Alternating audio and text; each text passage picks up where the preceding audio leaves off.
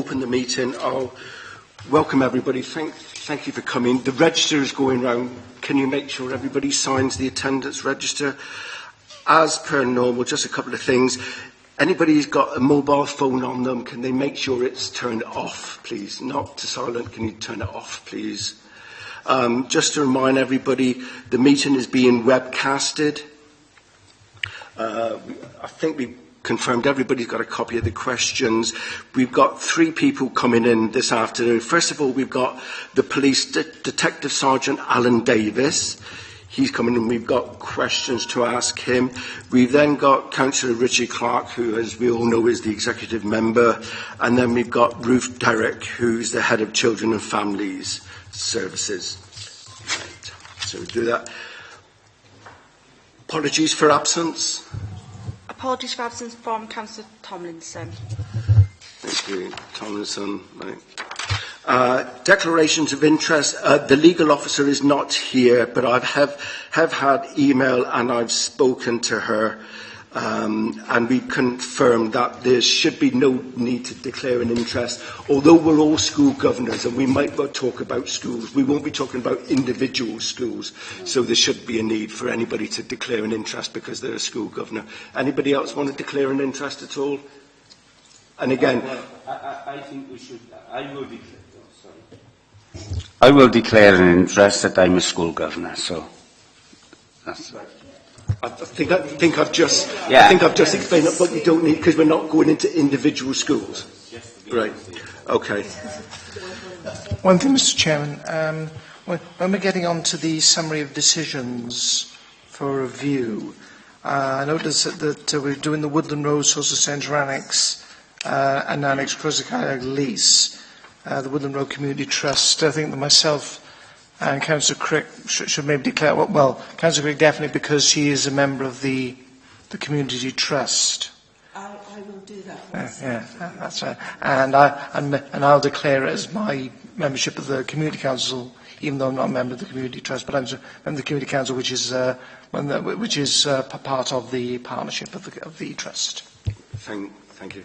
Yes. Obviously, Councillor Davis has just done it for me, but I am actually there as a member of Torvine on the trust. So just so that's clear. Thank you. Go on to item agenda for the minutes of the meeting held on the 11th of June, which starts off at page 5.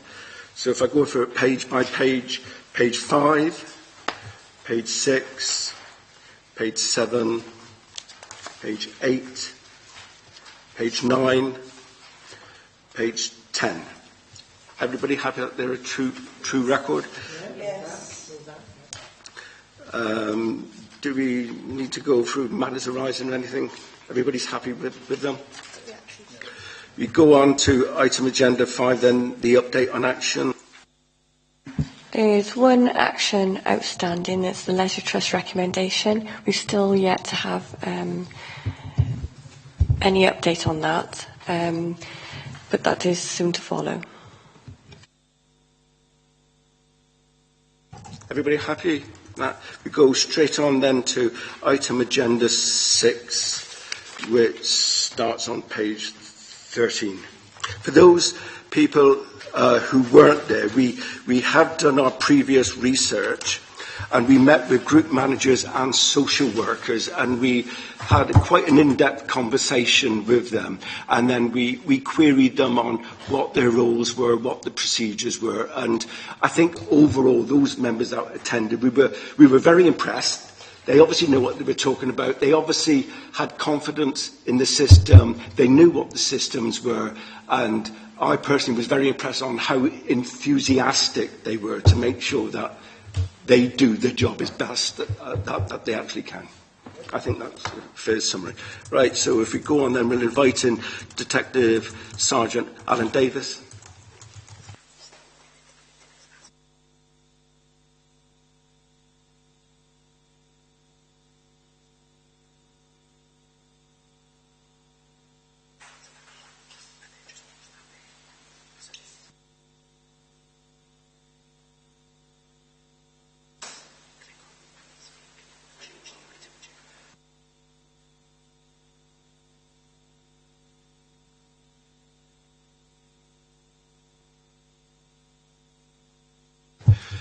First of all, can I say welcome and thank you for attending. Are you quite happy for us to refer to you as Alan? Yes, of Or would course. you prefer? Yes, of course. You're quite Do you want me to press the mic every time I speak? Or? Yes, please. Yes, of course. But don't press it until the other person's finished, otherwise it cuts the other person out. So just press it again, please. Thank you. As you know, we're here as the Healthier Communities Overview and Scrutiny Committee, which is a mouthful even for me, and I'm chairing it. We're looking at sexual exploitation in Torvine. Can you just give us a brief overview on what your role is in Torvine, and then we'll go into the questions we have for you, please? Yes, of course. I work on the Public Protection Unit based in Mamilyd, but I have a specific role, which is the operational lead for CSE cases, child sex exploitation cases. I perform the same function across all 5 unitary authorities in Gwent, and that is to attend strategic meetings to identify and put plans in place in cooperation with my partners relating to children who've been identified as being at specific risk, to allocate resources to work with children who are at the higher end of that risk, particularly where there may be circumstances where there's an identified perpetrator or the potential of one, to have an oversight of investigations in relation to children who fall within that category, who make complaints, and to pursue those cases through to criminal conviction, and to provide strategic support to the police function in respect of CSE as a whole. So things like training and development, sitting on groups such as the CSE Leads group and functions such as that. So that's my kind of general function. Thanks for that. Can you tell us how many successful prosecutions there were as a result of Operation Artemis? I can, albeit that the answer is a simple one. Perhaps I need to explain that, because it sounds like quite a low number. Operation Artemis was set up as a consequence of 2 main things. Firstly, an identification that within the All Wales Child Protection Procedures, there was a need for us to identify CSE in the same way that we identified neglect or other areas of child protection, and we hadn't, up until the existence of Operation Artemis, been working strategically in respect of CSE cases where there had been no criminal investigation. That and a combination of some referrals for investigations where there appeared to be controlling perpetrator groups and numerous children affected resulted in Gwent Police deciding to allocate resources to one side to develop Artemis as a process of safeguarding primarily. It identified a group of children in the Newport area who were at specific risk, and Operation Artemis was the response to that investigation, which resulted in a successful prosecution. The operation name has remained open thereafter, but it relates to the safeguarding process. And to avoid confusion, in recent months we've avoided using Artemis routinely because it can create the confusion of there being an assumption of there being this mass operation relating to core investigations. In actual fact, Artemis was one job, and then it became the safeguarding process. Can you tell me, is there a disparity between the number of recorded sexual offences against children and the number of actual prosecutions and convictions?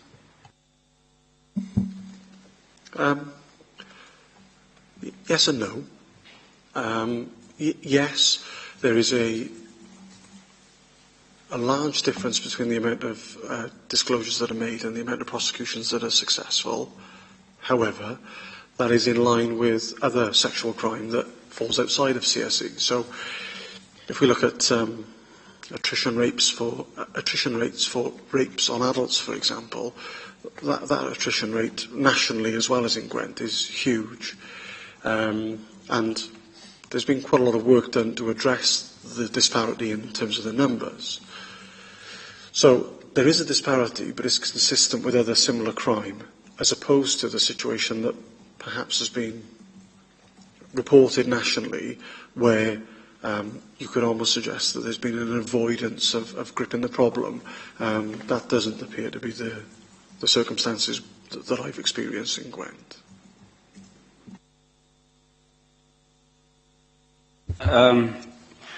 Chair, thank you for that. In your first question about Artemis and how long did it run, could you tell me how long it ran? Because you've said that you only had one prosecution.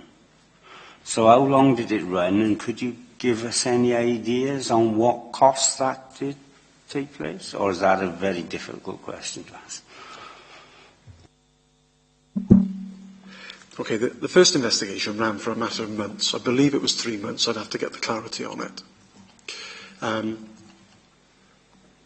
Since then, there have been quite a lot, dozens of prosecutions of individuals from within and outside of the Public Protection Unit, of adults and young people against children where there's been an exploitative element.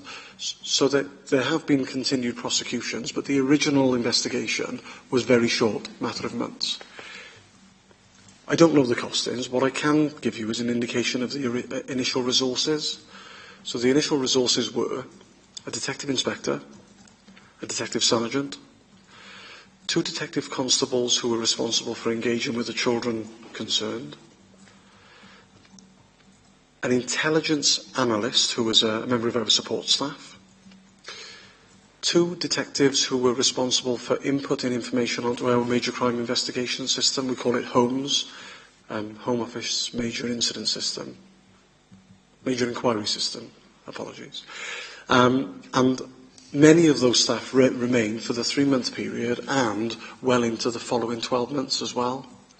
It then got scaled down significantly, and the CSE team then looked as it looks now, which is 1 detective sergeant, myself, 2 detective constables full-time, who provide an intervention measure towards young people, and we work within the remit of the Public Protection Unit, where there is a larger policing family for us to draw resources from as we need to.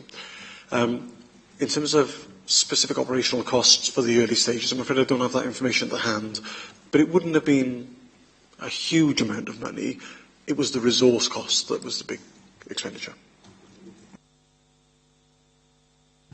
Hello there, Councillor Mike Jeremiah. My question is, can you explain how the electronic system works to make connections with possible offenders? I wish. Okay, in February this year, on February the 5th, we launched an RMS database process called Niche. Niche is an IT system that has been adopted now by 22 forces up and down the country, and it replaced some of our systems that we use for multiple functions, such as custody, intelligence, crime recording, and so on.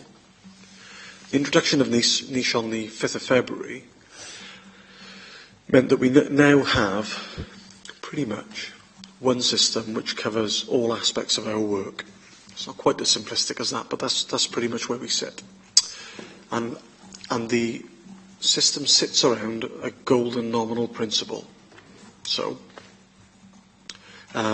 if a record were to be created in relation to myself, I would exist as the golden nominal, and everything that I've had involvement in then would be spiked off my nominal, which makes it quite easy for me to dip into an individual and look at what vehicles they use, who they associate with, what they've been arrested for, what children they've been victimising, what telephone numbers they use, and so on and so forth.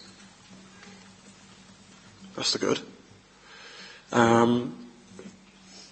The introduction of the system has been a little difficult. It's a huge system, and it was implemented pretty much overnight, and it's been quite hard to get to grips with it because it also covers our case management of investigations that go through to the Crown Prosecution Service, and it's been quite tricky getting to grips with how we can best use niche is something which we're still getting to grips with. However, to give you an indication of something that we're exploring but haven't done,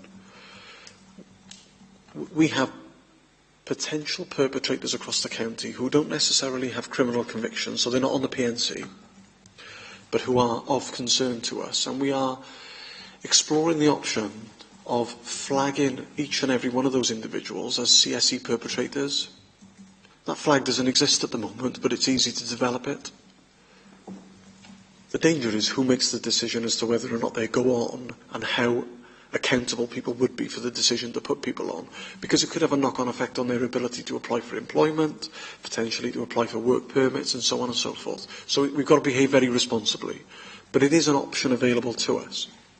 To give you an example of something that we have done successfully is we've flagged all of the higher level children within Gwent who we believe are at risk of being exploited as a consequence of CSE concerns. So the electronic solutions are there, and we're teasing out the best way to responsibly use them. One of the disadvantages, of course, has been sharing information. Niche is accessible by exclusively the police, which means that our partners can't freely access this information unless they make a formal request under the protocols of the Welsh Accord. We have a process in place that allows professionals to make those requests for information, and we share them freely as long as the protocols are adhered to. That's done through our central function within the Central Referral Unit of the Public Protection Unit. And then finally, on an IT plus, our missing person project, now missing person team, has been running for 21 months now, and for the duration of that project there's been in place an IT solution which allows health, education, police, social services to all share IT information in a summary form where professionals can access that information routinely in relation to protecting children. So you are looking at the child rather than the perpetrator, but the information that sits within the child's nominal could reference perpetrators, and the ability for all professionals to be able to access that information freely is quite a big leap forward. Sorry, that's quite a comprehensive answer. I do apologise.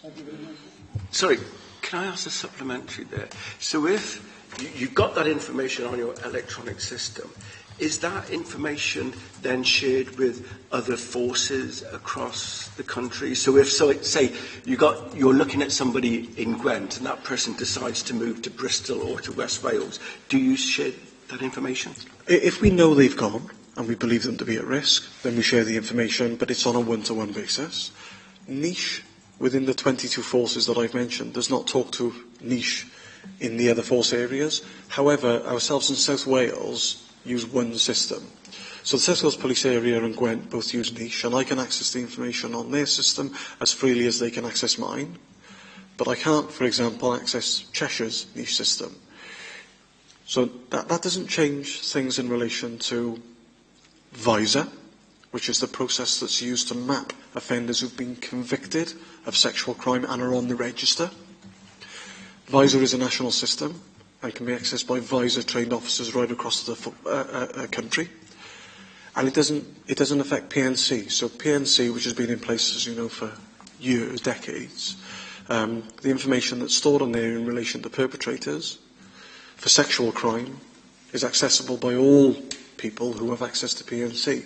And that's national. Well, in fact, it's Europe-wide now under the protocols of the Police National Database. So that information is widely shared. What I referenced is more intelligence. So individuals who have not been caught but are believed to be involved in CSE. I should point out that if someone is arrested or suspected and therefore interviewed of a sexual crime today, as a result of the Soham inquiry, that goes on PNC now, even in a non-conviction capacity, and is there to allow professionals to make decisions around that adult in the future, irrespective of the conviction. And that's as a consequence of MOPI, which is as a consequence of the Soham failings. That's very reassuring. So from that, I would take, so if somebody moves into the area, and has been interviewed and so forth, but perhaps not convicted, you would be informed of that. Yeah, that is correct.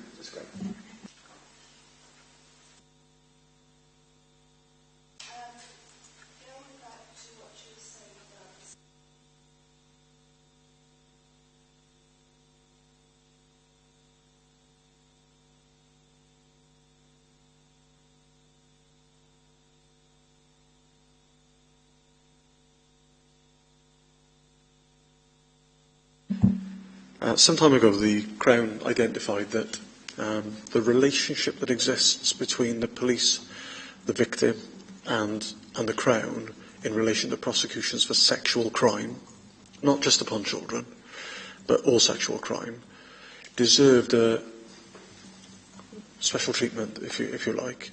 And as a consequence, specific lawyers were trained up in prosecuting crimes of a sexual nature. And some advice and guidance was given in respect of greater liaison between the police and the CPS in matters relating to sexual crime. Primarily this occurs in rape investigations, but it does spill into child abuse cases as well. And what that means is that where we are dealing with a case of child abuse, for example, when the file goes before a Crown prosecution lawyer, it's not likely to be addressed by the same lawyer who would be looking at, say, for example, 10 burglaries on their in tray on the same day. Plus, there's an expectation for ourselves and those lawyers to talk to one another as part of the advisory process. Finally then, and this does come to bear, the rights for victims to be able to challenge decisions by the Crown to no further action cases exists, which is taken up by some victims in relation to sexual offences, including child abuse cases. So there is a better relationship, and there's a far better understanding now, I've personally observed, a far better understanding as to why there may be inconsistencies in accounts, which used to be a problem, but now is actually seen as, in some respects, as a positive, because it humanises what's gone on.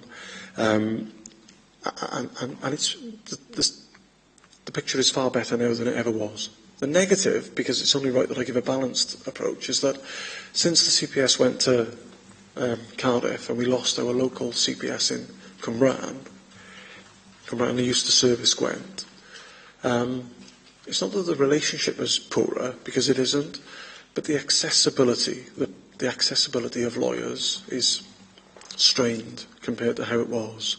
And that is a negative aspect of the current position between the police and the CPS. Those decisions were based around efficiency, largely, I would suggest. Chair, could I ask Alan to Sorry, if I could just come back. So when did that happen, that it went from Cwmbran? Are you talking of it going from Cwmbran House, Gwent House in Cwmbran? Or No. are you talking of it going from the courts in Cwmbran? No, I beg your pardon. The Crown Prosecution Service for Gwent were based in Vantage Point in Teacock in Cwmbran. Previously, they were in a base in Charles Tower in Newport, but they were in Vantage Point. It was particularly helpful because so were police. I mean, we could literally just walk in. About a year ago, I couldn't give you the exact date, but it's about 12 months ago, they migrated to a centralised location in Cardiff. We can go there. We're welcome to do so, but it has created a remote... Yes, it is. Thank you. Can I ask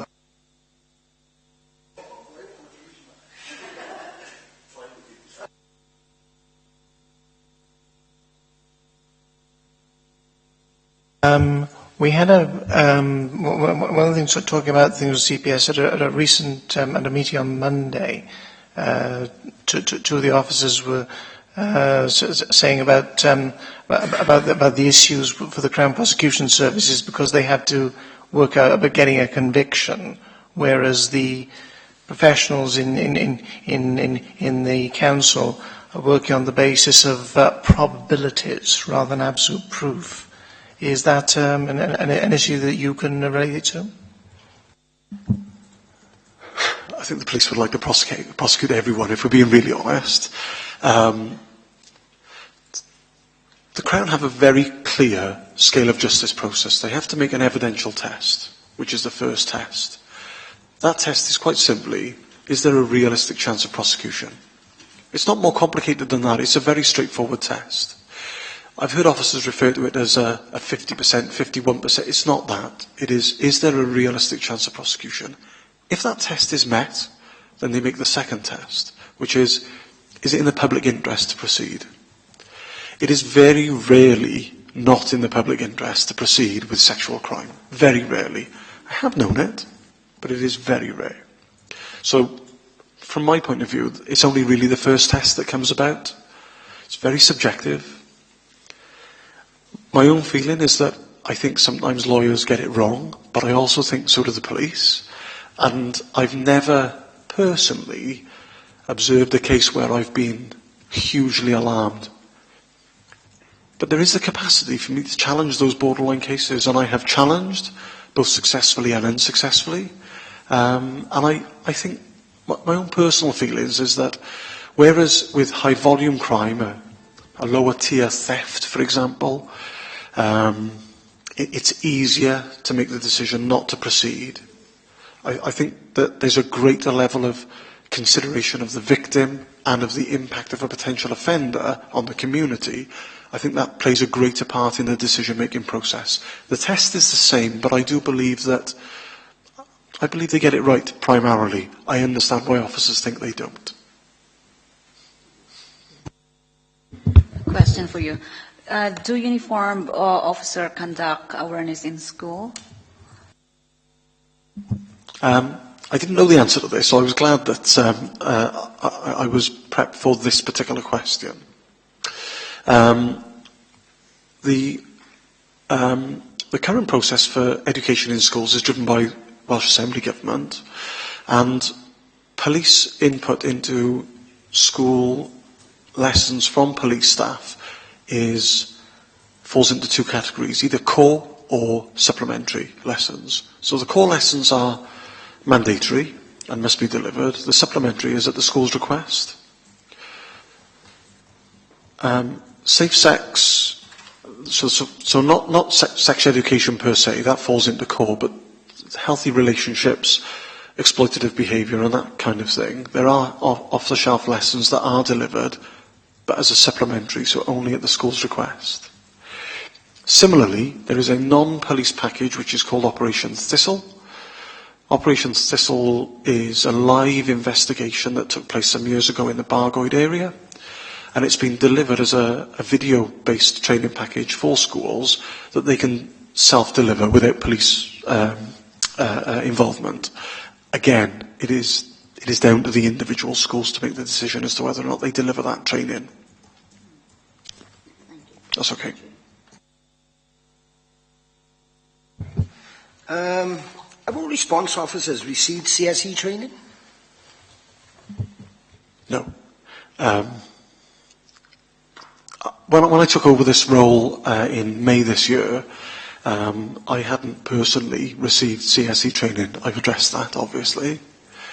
When the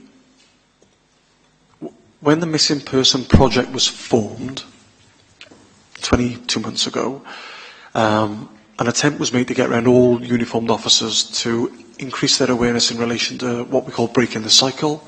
And breaking the cycle in relation to missing people references CSE concerns.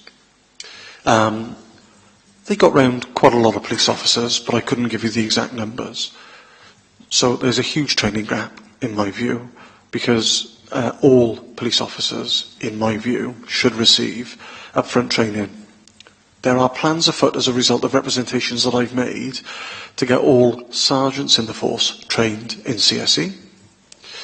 And I've made a request that training is observed from a long-term point of view about getting routine training in that allows officers to get sort of bolt-on training as part of their shift pattern, where they are written off to receive front-end training on a face-to-face basis around all areas of policing, but CSE to form one of those areas, and that's being considered by our senior team at this time. So the simple answer to your question is no, but there are moves afoot to try and raise the awareness. What I have done is I've delivered some training to local champions at grassroots level, so police officers and sergeants within local policing units, to try and help them to understand the problem and to share the matter through group discussions and that sort of thing. But I wouldn't classify that as training.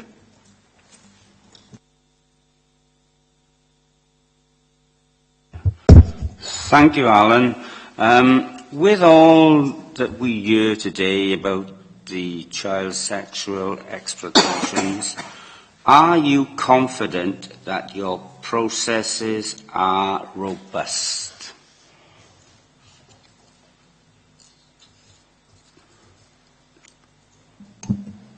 No.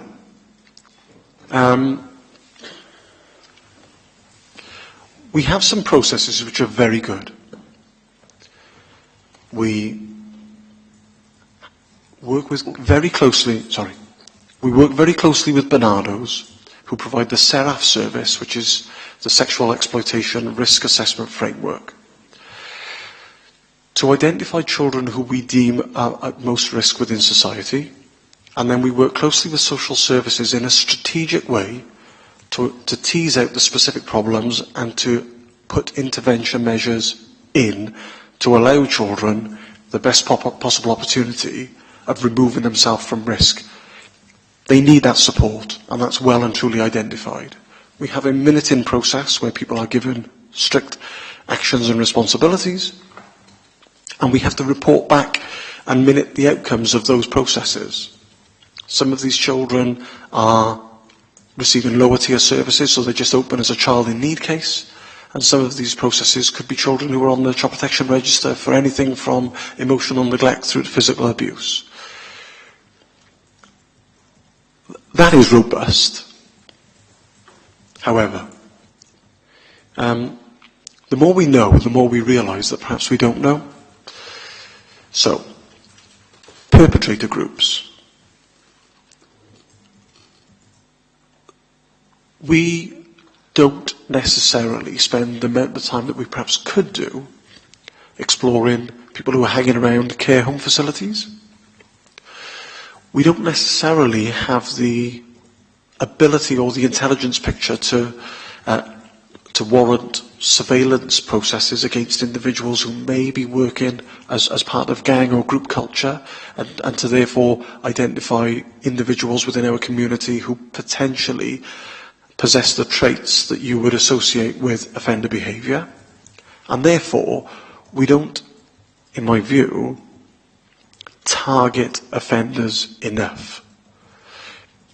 When we have allegations and disclosures, we target offenders. And we target them as robustly as the criminal justice process allows. So that, again, is positive. But there are realistic gaps in relation to perpetrators. I also believe there's gaps in relation to training and attitudes. We're turning the corner there, but I think it's fair to say that a lot of people, police included, myself included, who often viewed problem children as the problem, as opposed to looking at why. And when you look at why and you scratch the surface, what you realise is that in almost all cases, they are not the problem. The problem is the symptom, and the problem is elsewhere. But that is an attitude change and a culture change, which is going to take some time to embed. So we're not quite there yet. We don't do enough work in terms of proactively targeting people who could potentially come forward to us, so such as door staff, hotel staff, taxi drivers. All of these individuals see perpetrator behaviour, but they don't necessarily identify what it is. And that's about training. It can also be about appropriately managing licences, particularly around taxis and the sale of alcohol. So, as I say, when you scratch the surface, you know more, and the more you know, the more you realise that you've got gaps. To give you some confidence, though, these are gaps that are being discussed within subgroups of the South East Wales Safeguarding Children's Board, and there are efforts being made to identify and fill those gaps in a way that all professionals can contribute to the CSE picture. Thank you. Alan, as I explained before, we did a lot of research work and we spoke to a number of social workers, and one of the problems they brought up was the fact that if they need information from one of your officers, because the police work shift work, which we understand that they need to, or they are on holiday, they say that sometimes there is a gap before they can get that information back. How can we improve on that? Yeah, the gap you're referencing is the child protection referral process. Within Gwent, and this picture is pretty much adopted nationally, because social services take the lead in child protection, schools, police, health, and all first sector agencies have an obligation to refer into social services any concerns they have in relation to a child. And there's certain areas, as you can imagine, where if a child is a victim of crime or if a child has been going missing, that it's inevitable that a referral must go in. That referral process is simplistic. It's a form which is emailed to the local authority where that child is accommodated. And it's not happening as much as it should. Not only the police, the other agencies as well. And I've read forms which are not comprehensive enough, where people have not got it. So the answer is education. It's about training. It's about getting that understanding across, making people realise the importance that if a child goes missing on Monday and then goes missing on Wednesday, that's 2 referrals, not one. And one on Monday and one on Wednesday. But when engaging with the child, you've got to try and tease out that information. And again, that's about identifying the correct officer to do so and to make sure the training and education is in place. So the answer to the problem, it's an accepted problem. The referral process is the solution. To get it working better is about training. If I could come in there, I'm a bit worried when you talk about, in my own mind, about when you talk about the gap and giving the missing persons scenario. Very often missing persons aren't deemed to be missing until they've been absent for at least 24 hours. If you've got a child at risk or a young person at risk, do you make that time period shorter? Yes, but Kerry Wade is the social worker that manages our missing person team. And she has brought to me a number of examples where, because a child has gone missing before and came back, and then gone again and come back, there was a tendency to treat that child as absent, irrespective of the CSE concerns, and potentially other concerns that were nothing to do with CSE. I wouldn't say that the absence category was being abused. I just think that people weren't alive to the problem. Now, as a consequence of that, there were some quite bad examples of where a child had actually been missing for days on end, and we weren't actively looking for that person, and that can never be right. So, in recognition of that specific problem, myself and Kerry rolled out training in September and October to the force control room staff, because they take all of the calls from people reporting children missing.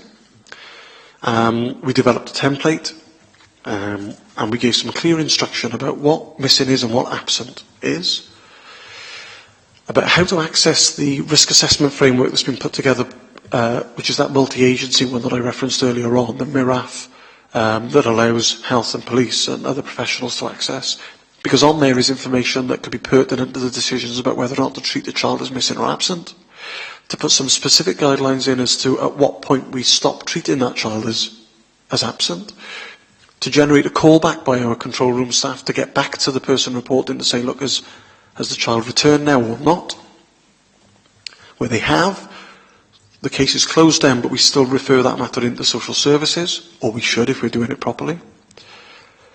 Where the child hasn't returned, we then reconsider whether or not to treat them as missing. And I have to say that since the training has been delivered, it was 10 sessions. We trained about 120 staff in total, and there was myself, Kerry Wade, and a member of a charity from the Missing Person charity to give just some awareness raising that wasn't police orientated training. Since that time, there's been a far greater adherence to policy in relation to how we treat absent and missing kids, and I'm getting much less complaints about that very issue now. In fact, I was getting 2 or 3 a week. I now get 2 or 3 a month. So could you, just to go back on that, so what sort of time frame are we looking at that this has been instituted since? Because you said you'd only come into post about May time, didn't you? I started on May the 19th this year. The Missing Person team was set up as a project about 22 months ago as a result of 2 things. Firstly, the ACPO definition of absent, which relates to a child not being where they should be, as opposed to necessarily being missing. And a desire by our then Deputy, but now Chief Constable, to invest staff in the missing area, because these kids are a huge concern. So our Missing Person team isn't unique, but it's one of the largest and most well developed across the country, and the absent category has been in place and used since that time, but there had been some deficiencies, the main one being the fact that kids were sometimes placed within the absence area and there hadn't necessarily been a robust check to their background when making that decision. The training that we've delivered appears to have addressed that shortfall in.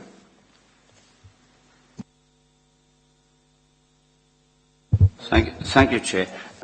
You mentioned about your training, which is vital. Is your training all up to date? And if not, why isn't it? Because of budget cuts within the force? But you mean the training within the police as a whole, do you? Yeah. Well, I think the answer is largely because there's been so little recruitment within the police in the last few years. We have a devolved training facility. Our training department used to be quite big, but as a result of not taking on staff and therefore not having a need to train any, we've got a much smaller learning and development programme than we once had. I think that's the main reason that training has gone the way that it has, because there's been no one there looking at the problems that exist to then drive the training process. That's not to say there's been a complete dry-up of training, of course. We do use NCALT learning packages, which is an IT process which is nationally adopted and is driven by, amongst other supporters, the College of Learning. So there are some positives within the training area. I wouldn't say it's necessarily budget. It's more to do with the fact that we don't have those big training departments as a consequence of non-recruitment. That's why I think the reason is. There is a desire to train. Thank you, Chairman. What's the relationship between the police and third sector organisations? Within Gwent, it's not bad. I do a lot of work with Barnardo's as a whole, and I've already mentioned the Missing Person charity, which used to be called the National Missing Person Helpline, I think it was. So quite a lot of work there. However, if you look at the potential third sector opportunities, up the road there's the Rainbow Group, for example, and we have very little intervention with them, if I'm being really honest. And I think that the smaller charities and the groups that exist that potentially give us an inroad into potentially victims and criminals is something which needs to be explored. As a consequence of that, at the last but one CSE Leeds meeting, local authorities were asked to go away and to research such charitable organisations, such third sector facilities that existed in their area, with a view to reporting back in the new year as to potentially who we could reach out to. There is the potential then to invite representatives from the third sector to the CSE lead meeting groups. That's something which would be under consideration once we knew who we were talking about. But as it stands at the moment, it's good in relation to the big ones, but are those? But it's not really great in terms of even having identified smaller organisations.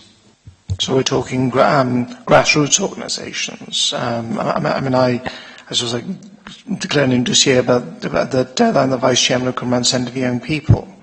How much, for example, how much of your work have you do? I know that they have regular visits from the police, but whether it's specifically to do with, or just general, but whether specifically to work on this particular field. No, that's a legitimate gap, and because the answer is none, and it should be a lot in my view. To develop relationships for one, but also to allow what I would describe as community intelligence to come in through a different route. Community safety partnerships, which kind of, I know have faded out to some extent, but do exist still in some way, shape or form across all the policing areas. So the 5 unitary authorities still have the historic community safety partnership staff in place to a degree, provide an inroad for me if I were to be seeking an opportunity to reach out. But no, we don't have the developed links with third sector that we need to. It's an identified gap right across the force area, and it's one that we're looking to strategically develop. So just continuing along this argument, what is your relationship with the youth service, with the local authorities?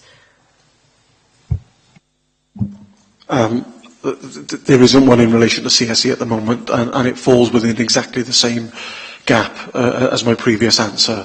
It's an area that we could and should be capitalising on. And as I say, is on the agenda for the CSE Leads group. Perhaps I should explain. The South East Wales Safeguarding Children's Board has a number of subgroups, and then sitting underneath each of those subgroups are various other task and finish or permanent set groups. The CSE Leads group is a permanent group that sits every 6 weeks. There are about 32 representatives at last count, from all 5 unitary authority areas, where we sit and discuss strategic options, training, production of leaflets, and distribution of same, reaching out to other groups, identifying other people who could be part of that group, with a view to trying to embrace the very concern that you're raising.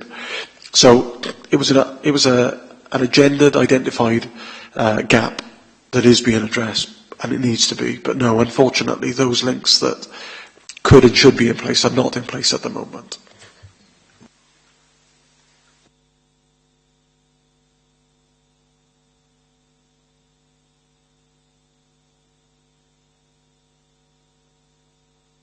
Sorry.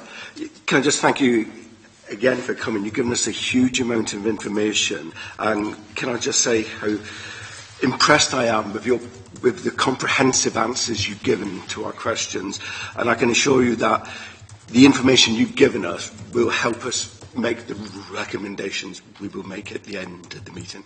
So thank you so much. Can I thank you as well? I was worried to death, and you've made me feel very at ease. Thank you.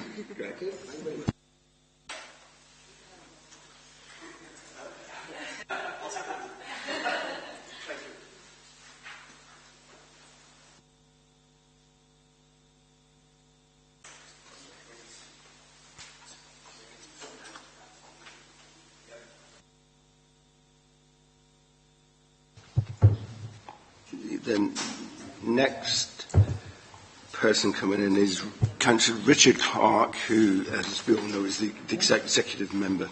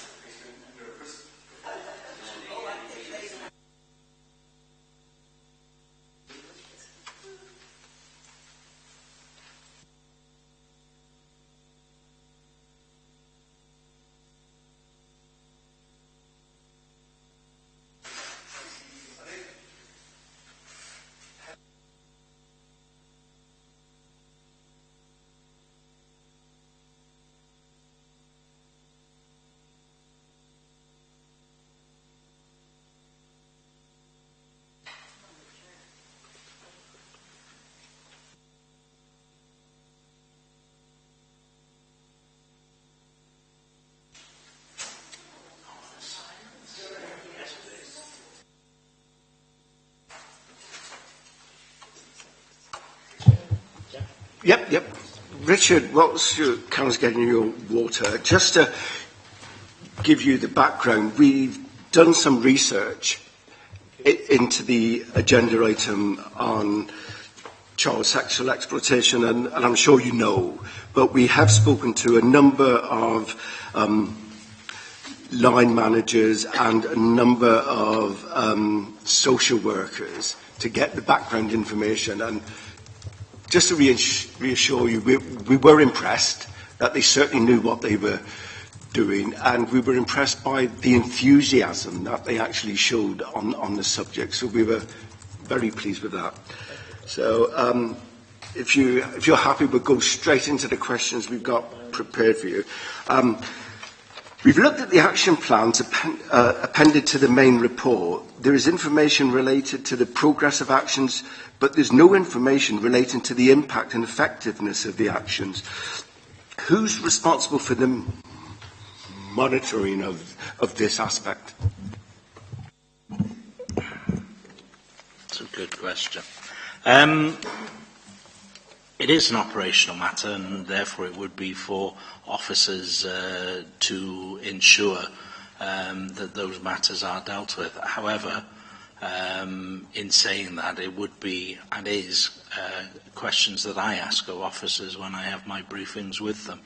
I think this authority for probably about 4 years now has sort of gone to outcome-based results and things such as that. So you, instead of just measuring beans and this, that and the other, it is the what if and so what question. What difference has it made? It isn't the easiest thing to measure. If we had a greater budget, I think there would be provision for us to follow a cohort or a group of people and see what outcomes they have in future life, and we can then turn around and say, well, that's the difference that we made, or best guess difference, because you never actually know unless you have a neutral person where we didn't act and you could tell the difference.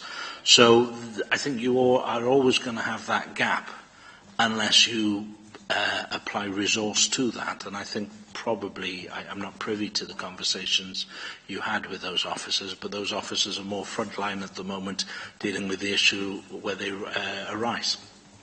One piece of work in the programme that we're doing at the moment is looking at the demand in children's services, and it is hoped, and it's certainly my ambition, by controlling that demand, that will free up greater resources whereby we can do those specific pieces of work. So, yes, it's operational. It should be operational level that those questions are asked. However, I'd be failing in my role as executive member if I wasn't asking individual officers, what are we doing on this? Why isn't this happening? And why don't we know those results? And I've given you a suggestive way of how we can tackle that. It does come down to money.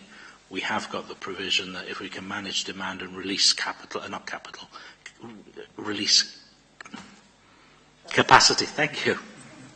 I knew becoming the CAP, release capacity, then we can draw down on those specific issues. I hope that's helpful. I think it was quite reassuring that when we were talking to them, one of the first things they said, we know there isn't any more money. And they understood that chucking in another sackful of money at this problem wasn't going to come. And they accepted that, and that was quite reassuring for us. I think that's, if I may, Chair, I think that's my mistake with capital and capacity was important. It's the capacity we're looking at, not the capital. Chair, on your supplementary thing, Richard, you said you were having meetings with your officers and all. How often do you have these meetings? Are they weekly, fortnightly or monthly? And because of resources, have that altered from before? Generally, it's a new topic to me. As many of you will be aware, I took over in the AGM of 2013. It was an area where I personally have had very little experience, so I wanted meetings with adult services, children's services, the Deputy Chief Officer and the Chief Officer 3 weekly. Now that I've got my feet under the table, so to speak, that has relaxed for the heads of service to 6 weekly, other than by exception. I'll explain that in a moment. And then Sue, I meet 3 weekly and always before Cabinet and Council, because there are issues that come up on Cabinet and Council I need to be briefed on. I say by exception, not to the point that my heart sinks when I see the name on my mobile phone. If there's something I need to know in the department, and we've had several issues over the past year, the gentleman being knocked off his bicycle, some issues with staffing and this, that and the other, I am told straight away, wherever I am in the country, by phone, by a senior officer, and I'm advised and briefed thereon. If we then need to make a meeting to discuss that when I'm in the building, we do that. So, short answer now is 6 weeklies with heads of service, Cabinet Council and 3 weekly with the Chief Officer, and these issues are brought up. There's also ad hoc. For example, you may remember an email I sent out after the Rotherham incidents. Naturally, I met with the Chief Officer, the Lead Officer for Children at that particular point to agree on a statement to put out to members. So I also do it ad hoc.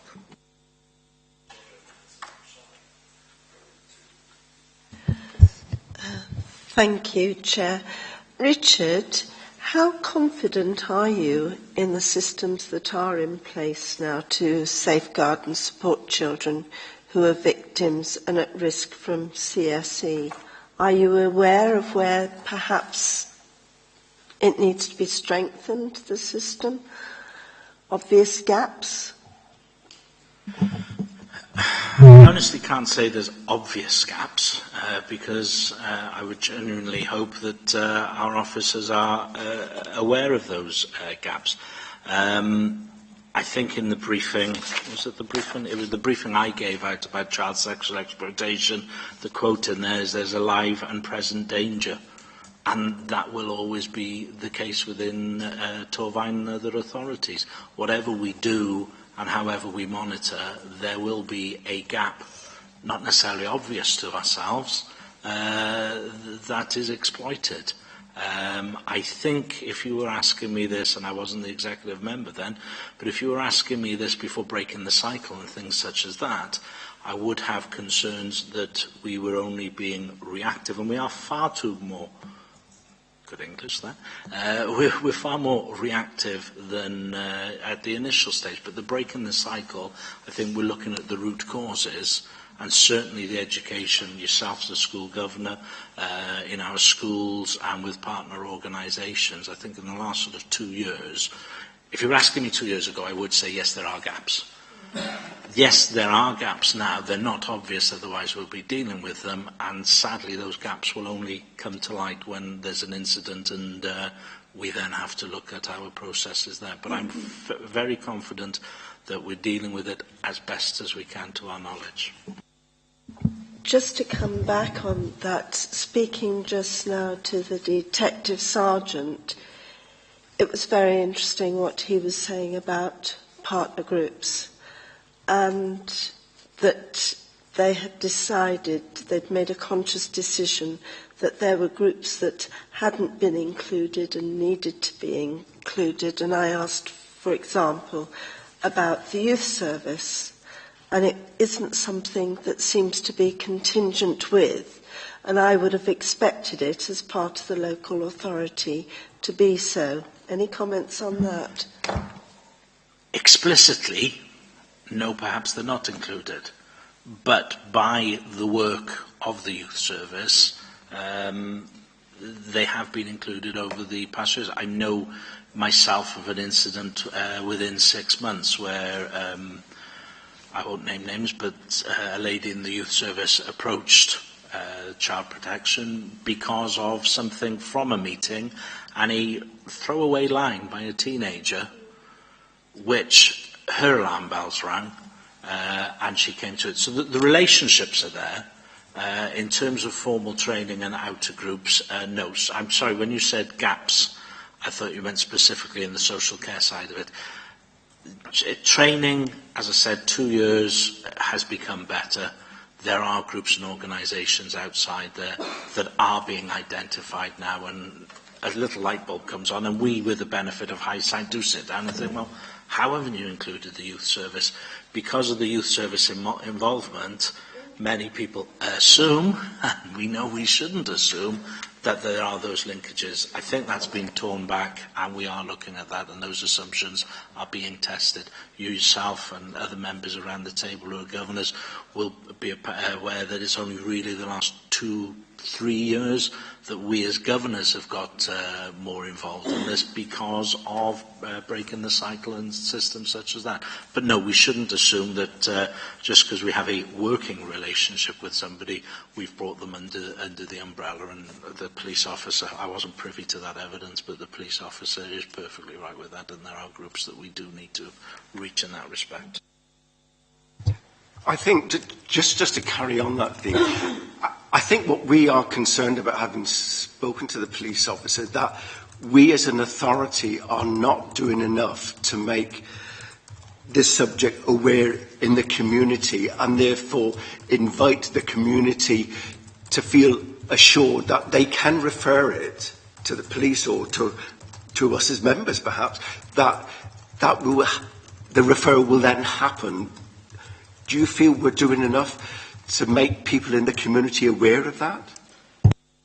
There is a danger of over-egging the point. Some of the backlashes of Rotherham, some of the backlashes of the high-profile media people, whether their cases have been dismissed or upheld or what have you, there has been a press backlash against that, and individual members of the communities are cynical on the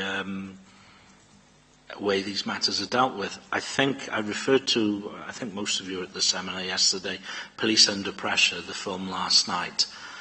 I think the job that the Yorkshire Police had to recover confidence was an important job. Now, I don't think we're in that stage in Torfaen. I think the message that we're certainly putting out as a council is we have the competencies, we have the professional officers, and we are confident that these matters, where known to us, and that's a big phrase there, where known to us, are being dealt with.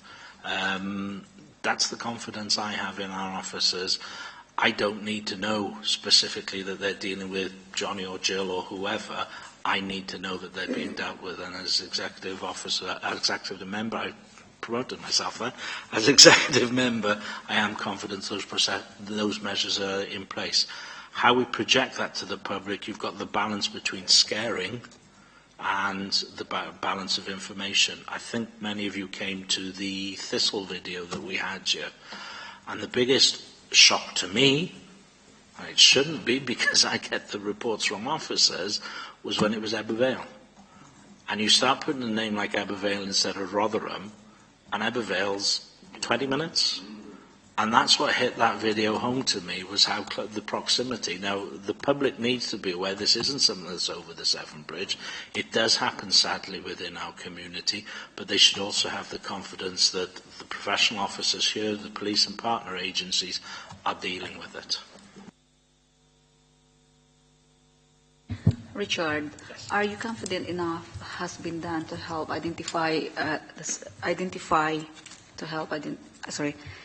has been done to help identify CSE? Thank you. Again, as I said to Mrs. Crick in an earlier answer, if you'd asked me that 2 years ago, I might have been struggling that I seem to be struggling now with my words. But I'm confident that, A, we're looking at the scenarios and reasons why children would become victims of CSE. I'm confident that relevant organisations are looking out for the signs of children who could be victims of CSE, that those organisations are looking out for victims of CSE, and when they are identified, that the police and the local authority and other partners agencies have the appropriate referral system which is appended to your documentation, and the ability to look at what's being done and address those specific issues and hopefully eradicate them. You won't eradicate it because sadly it's a part of society today. We shouldn't accept it, but we should all work together to get to the day where we can eradicate it. Hi, Richard. Are you confident that the system of reporting, referring via customer service, customer care is effective? Can I expand on that? We were quite taken aback when we were interviewing other people that child exploitation started at customer care, and we was a bit taken aback on it. Let me just explain that. In a former life, I was the executive member with responsibility for customer care, so I have a little insight into this matter. If you don't have your bin emptied tomorrow, if it's your day tomorrow, and you phone customer care for that, those aren't the people that you're going to speak to.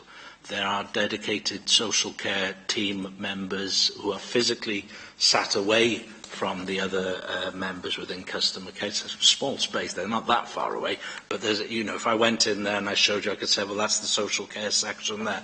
So they are people who have specific training in customer care, because A, they've got to deal with the people phoning in, and B, they understand, they're not social workers, but they understand the social work field, and they are the first point. And if it isn't relevant to the referral process, they can signpost them elsewhere. It happened when the authority took the decision. Long before my time, you would have had customer care within neighbourhood services, you would have had them in social care, etc., etc. You would have had HR people in those places, PR people.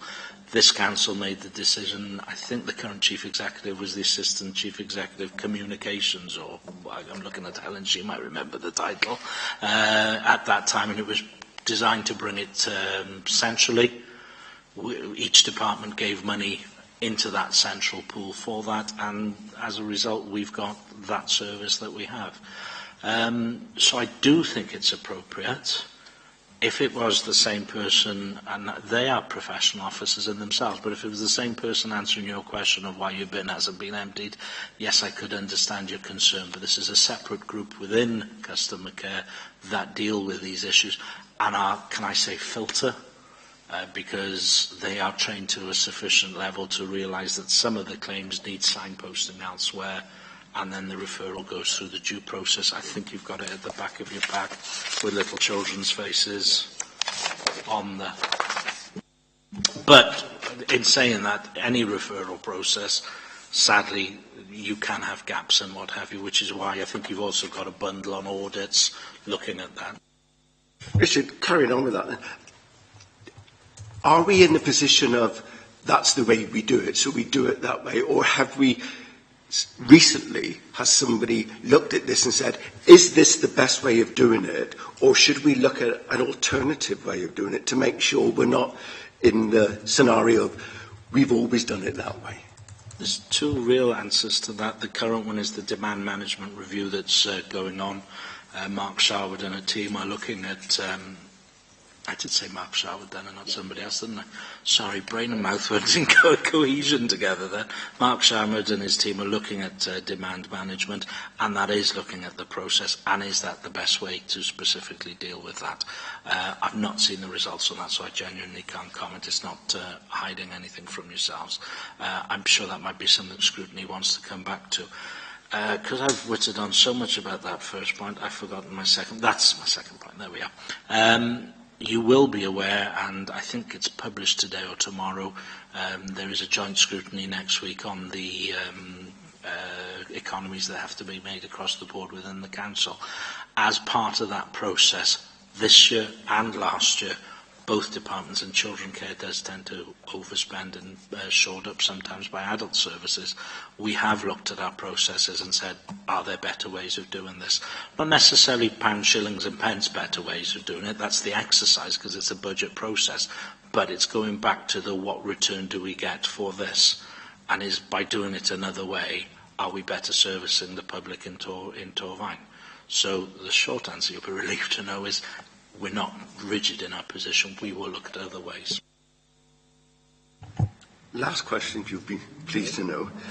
In a number of other areas, when they've had the report report, one of the recommendations that seems to come out every single time is the establishment of a dedicated CSE team. Have you considered that? I think that's one that you should ask Ruth as an operational level. It's not been brought to me as an executive member that that is the case.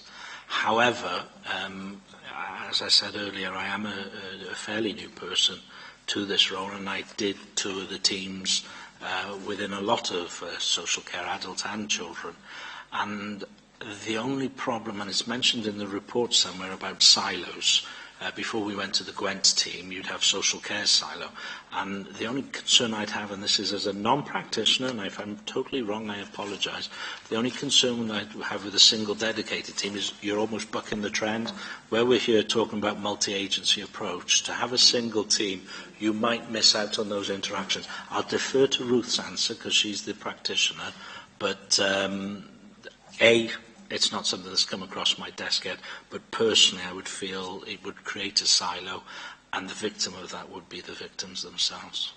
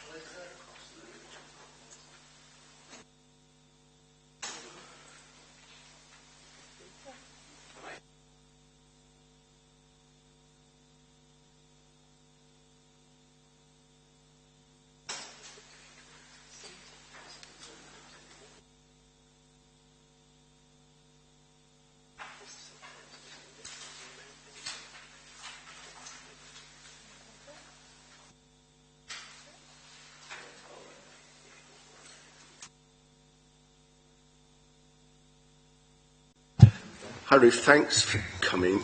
I do apologise, we are running late, but we wanted to make sure we ask all the questions we wanted to. Just as a background, I know you are aware, but prior to this meeting, we've had some research meetings with the line managers and the social workers, and just to give you some feedback, we were very impressed. We were impressed that they obviously knew what they were talking about, what they were doing. We were impressed that what a high priority they gave us. They gave the subject, and also the enthusiasm they actually gave to the subject. So, same as we've done before, we'll take it that all members have read the report, so I won't ask you to go through the report. If I can just ask you to give us a very brief overview and just tell us if anything has happened recently that is not in the report, and then we'll go straight into the questions.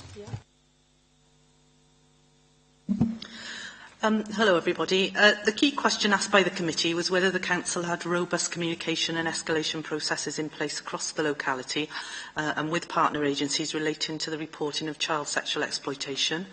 And the committee sought reassurance that lessons had been learned from Operation Artemis and that these lessons have been implemented and monitored for effectiveness. The Alexis J report on child sexual exploitation in Rotherham highlighted that the chair of the Children and Young People Select Commission, which provided the scrutiny function, recalled raising the issue of CSE with the lead member and the Director of Children's Services in 2008, specifically about why certain things hadn't been done. And she said that she was given assurance that all was in hand. I hope that members, their own research, the expert witnesses, alongside the report, has had more than that as an impact of reassuring members to feel confident that over the past 2 years we have embedded CSE practices both within the council and with our key partners, Gwent Police, and wider partnerships as an outcome of Artemis. Torvine's part of a regional safeguarding children board, and that provides multi-agency strategic leadership across the South East Wales region, supported by subgroups and the local delivery through the learning and review groups. In addition, we've got the Gwent Missing Young Persons Project, Breaking the Cycle, which is an innovative scheme that works intensively with children and young people who've gone missing, children who are often at greater risk of CSE. Great, thank you. First question is, the The risk assessment form, can you tell me what agencies actually use this? The risk assessment is a multi-agency risk assessment, so all agencies that would be sort of part of the process of assessing the risk of a young person should be using that same format. You're talking about the SERA form? Yeah. Yes, yeah. It's multi-agency. The second question I wanted to ask is, how many of the following groups has been successfully trained, and has this training made a difference? Counsellors, school governors, social workers, police officers, PCSOs, teachers and so forth? I can't give you numbers. No. I haven't got sort of the numbers.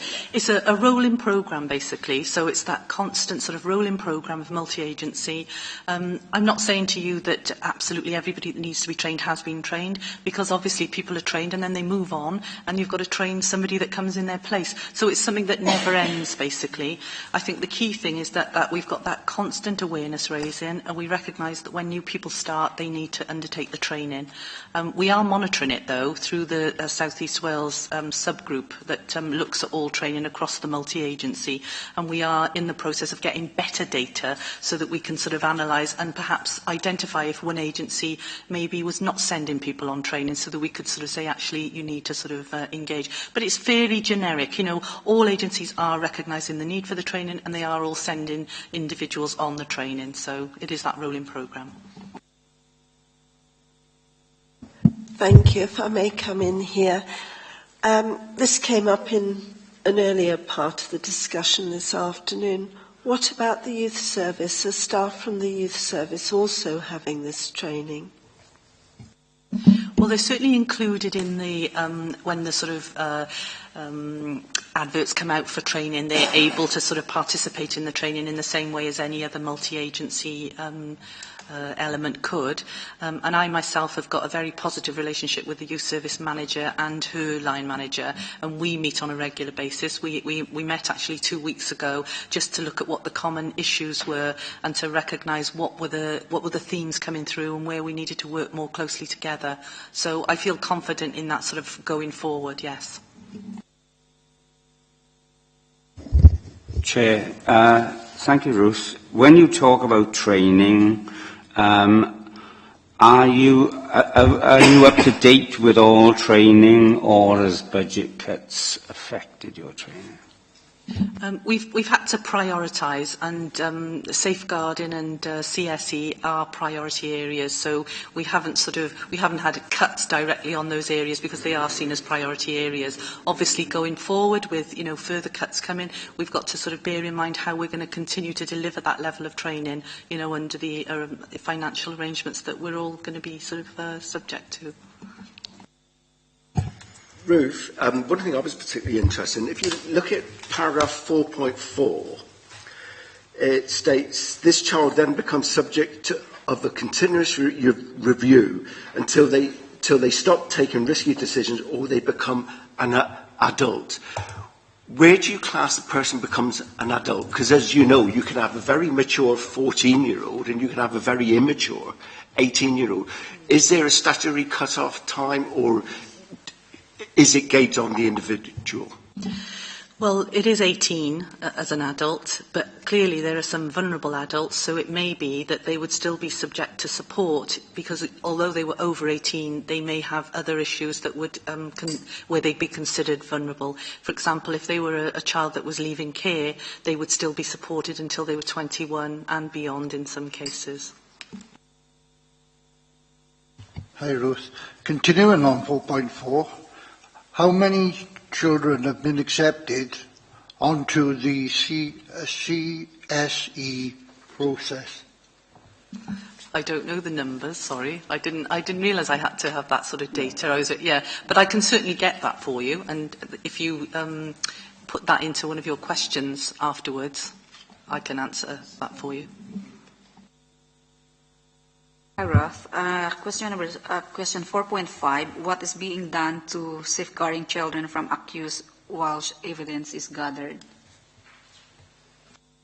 Well, during the sort of period of assessment where sort of evidence was being gathered, we would obviously have a plan in place. There would be that sort of safeguarding plan in place, particularly now working closely with the Breaking the Cycle partnership sort of project, we would have what's called a MIRAF. You know, they would put a sort of plan around them which would support, you know, and ensure that they were safeguarded as far as possible while, you know, ongoing inquiries were made. Good afternoon, Ruth. How do you measure evidence this huge improvement? I think that at the moment the best evidence that we've got is the sort of the awareness of staff. I think in many ways this process that you've undertaken has been a very good way of helping us to gauge, you know, the impact that we're having.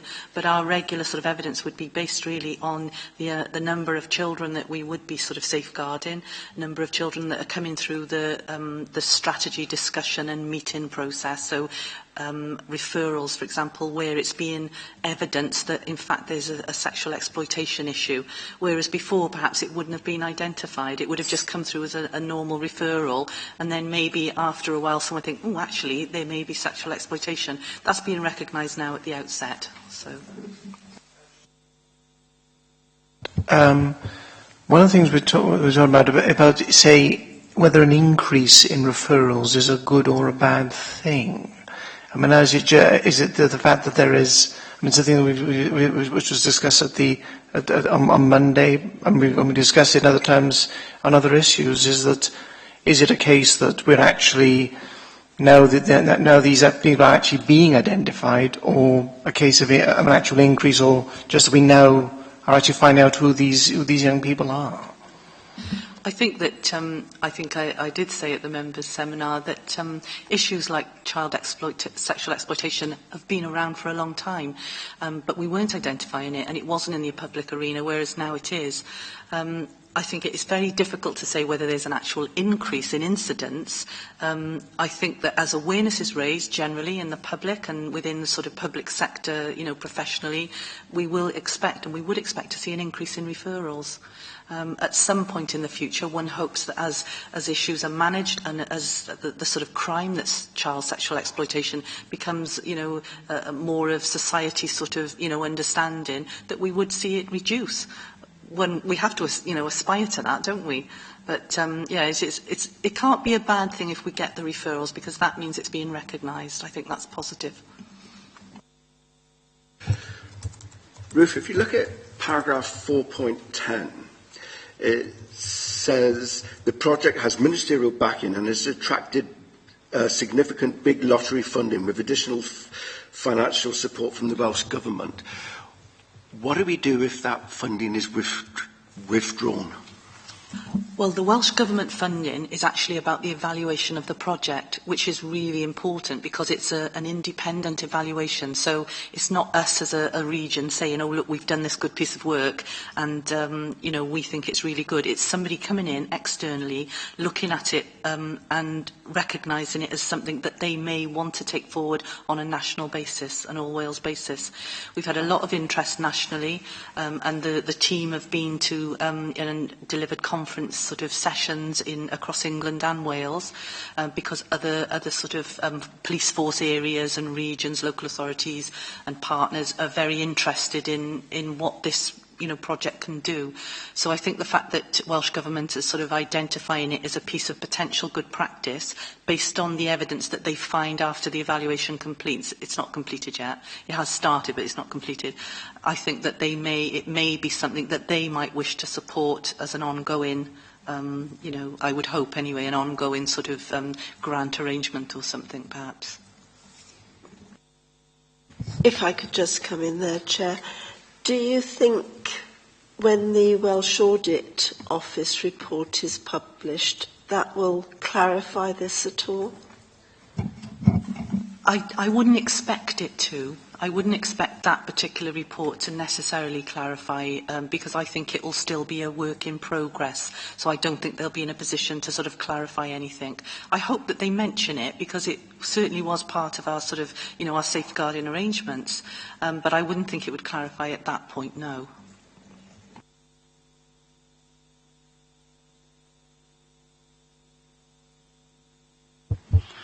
Thank you, Ruth.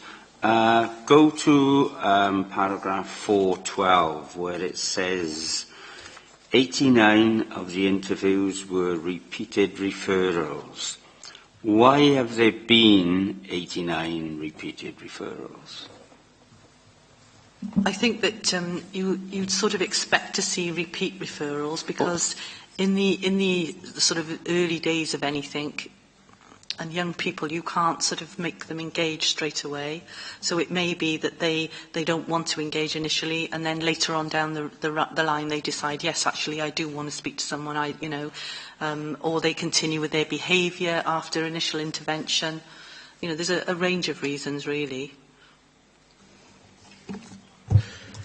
Ruth, if you go to paragraph 5.1, it says there's no evidence that we're making a difference. We do not have the desired impact. So what evidence do you have to show that process are having the right impact now?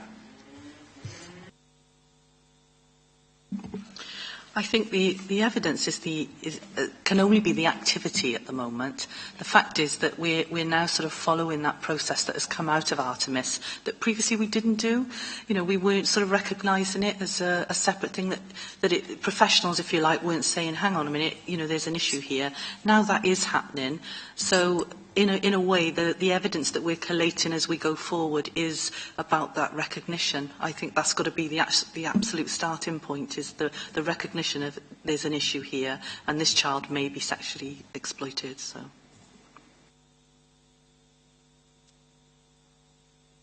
We go to 5.3, and how have you raised awareness in the community? The sort of awareness raising really has started, you know, through Artemis, and then what we've done, we've in our sort of, we've had multi-agency conferences, you know, a couple of those where we've had a range of things that are associated with child sexual exploitation from a multi-agency basis. We've invited not just our own sort of staff, council staff, but the multi-agency, and we've had a mix of people presenting so that we I suppose, try to get people to engage and recognise that it's everybody's business. It's not just, you know, social services, it's everybody's business, not just the police, but everybody has got a part to play. So I think that, you know, that awareness raising is definitely the best thing that we have done, and we have gone on doing it. We it's raised at team meetings, it's discussed in supervision sessions with individual professions, and in our strategic meetings, the Learning and Review Group I referred to, which is our local safeguarding arrangements, plus the board, the South East Wales board, again raised there, so that everybody that's on that board, and there's a wide range of multi-agency, all take it back to their organisations and make sure that that sort of awareness raising is cascaded.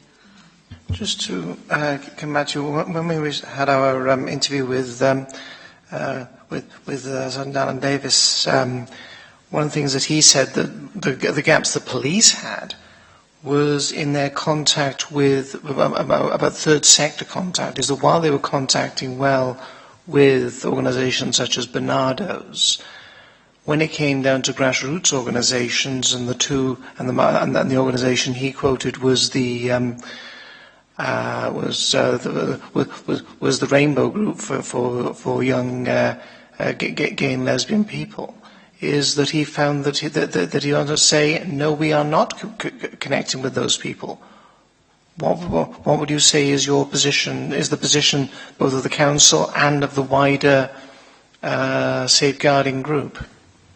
Our safeguarding group, delivery group for Torvine, has got a sort of wider reach, I think, with the smaller organisations. But I wouldn't say, you know, absolutely everybody that needs to know. It's a work in progress. It's that constant. But also in Torvine, we've got a local equality group, and that does have, reach again into further, for example, Stonewall are involved. You know, there's a wider sort of connection to sort of more diverse, groups in the third sector, and that would, that's a route in there, for them to sort of connect to the constant awareness raising, really. Is TVA involved? Yes. Good to hear.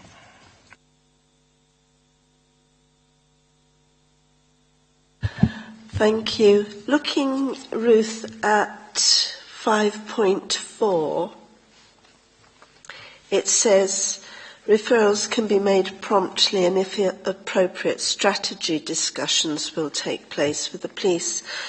What kind of intelligence actually would trigger this? Well, it could be a range of things, really, and I think that's the sort of awareness raising. So, say, for example, when the lateral checks are undertaken, so the referral would come in, say, to our, the duty social worker would have it from customer care, would start making some lateral checks and might sort of pick up, actually, this child has been missing several times. It may be that previously the case was known to somebody. Maybe then if they had a discussion with a health worker, that the health worker alerted them to actually, we've been involved in that family and there are issues there. Possible changes in the family sort of home situation that has perhaps, pushed the young person, off the rails and, they're not coming home, that sort of thing. And when you put all those factors together, it builds up a picture of the young person and maybe things are looking quite chaotic in their life and that the gaps are not being identified. Where are they? People don't know where the young person is and that would sort of trigger that, that type of investigation.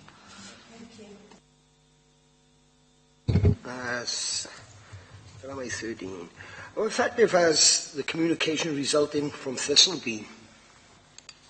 I think, again, Thistle, it was a brilliant piece of work, I think, and what was so valuable, and I know many of you members would have seen the DVD, was the fact that young people had done that themselves, and hopefully then when young people see it in a sort of school, youth club, education setting, they can recognise that it's not sort of adults telling them, oh, this is what, you need to look out for, it's other young people. I think that it's an ongoing thing because there are optimum times to show it and as each year group moves forward it's got to be a constant thing, so it's not something, oh right, we've done that now, we don't need to do it again. It's something that needs to be an ongoing process and part of the sort of, in my opinion, school curriculum really. It's got to be out there and it's got to be accessible to the young people. How are we looking at the effectiveness of the Thistle DVDs in schools? That actually has come up recently, and I believe they are at Education are doing some work on that. I know from my involvement with the pupil referral unit, the alternative education setting, that and I recently did some work there with the head teacher. We looked at sort of how we were approaching it there and the use of the DVD. So I hopefully will be able to report that back later on as to what the sort of current situation is. Ruth, you state money from the proceeds of crime was recovered and some of this was used to fund DVDs with Thistle. Could you indicate how much money was? I don't know what the figure was, but I believe it was double figures. Yes, I know it does. It wasn't sort of, it was a significant amount of money, but I don't think the actual amount was ever disclosed. And obviously there would have been the total amount recovered, and then there was the proportion that was given to make the DVD. So. On this, because I wasn't on the council when Thistle came up, can I just say, from what age are you showing Thistle? Is Thistle being shown? There's a couple of discussion items about that, about which would be the appropriate year. I mean, I think that we were sort of thinking in terms of the sort of, 13 to 14 age. Other thought was perhaps younger, looking at sort of year 7, but that hasn't been sort of firmly decided in terms of going for the younger. I think we're sort of keeping it at the teen years at the moment. But I think after we sort of get the sort of the picture from education to see what the sort of general usage has been and what the outcome and the response of the young people really, across the piece, I think we should be able to make a judgment about whether it should be shown younger or kept. It's quite traumatic for members that saw it. It is quite. So you've got to be careful that you don't sort of traumatise too young children. On the other hand, often, children are more aware than we might think they are. So it's finding that balance. But teen years. I was thinking back to do the anti-drugs work, things like Wings to Fly, because that was usually shown at, because that was usually done with year 6. I think that some parents, would be concerned about showing things that highlights child sexual exploitation to children that were perhaps not mature enough emotionally, to sort of process it. So it is a sensitive issue. 12.2, have the recommendation from the police involved in Operation Artemis been implemented? Yes, Artemis now is sort of well embedded, and in fact, I think the evidence for it being embedded is that it's not a special Artemis thing anymore. Whereas it used to be, that's a special strat under Artemis. We don't use that terminology now because it is embedded into practice. So I hope that was what the sort of social workers reflected, really, that, now that's just what they do. Ruth, we've looked at the action plans appended to the main report. There's information relating to the process of actions, but there's no information relating to the impact and effectiveness of the action. Who monitors this aspect, and how do you know that the activities and resources are focused in the right areas? I think with action plans, what we've always got to be careful of is that they don't just become, we've ticked that box and that's it, the job is done. The key really is about, I always say to staff, do we want to tick a box or do we want to make a difference? And of course we want to make the difference, don't we? We want to know that actually what we did, the action that we took, did have an impact. But it's only over time that we can recognise that. Over time we can sort of reflect on that and think, actually, what difference did that make? And that's where the role of the Learning and Review Group comes in, because action plans, appropriate action plans, then will go to that group and we'll look at it from a local perspective. I mean, at the last meeting that we had the week before last, where we looked at a case, it was a case of a young person who's a parent also. It was a really good way of us, on a multi-agency basis, recognising, did we do the best that we could do for a particular situation, and reflecting on whether the process that we've got in place is fit for purpose. And if it isn't, what do we need to do to make sure that it is? And I think, that had come out of an action plan, so that was part of an action plan. So we drill down into that individual action and then reflect on it in that multi-agency context, and that helps the learning. Going on from that, Ruth, one thing I was particularly interested in, when I went to your little child, which I thought was really good, the first thing that sprung to my mind was you've got the referral pattern there, but what happens if it gets so far down and that person doesn't do what they should do? Is there a system of the person further on from that would pick that up? Or because it's a clear pattern, do we stick rigidly to that? Well, it should be systematic enough so that nothing can drop off it, basically, so that somebody in the next chain thinks, actually, why hasn't that, moved on, or why didn't the person, do anything, do what they were supposed to do?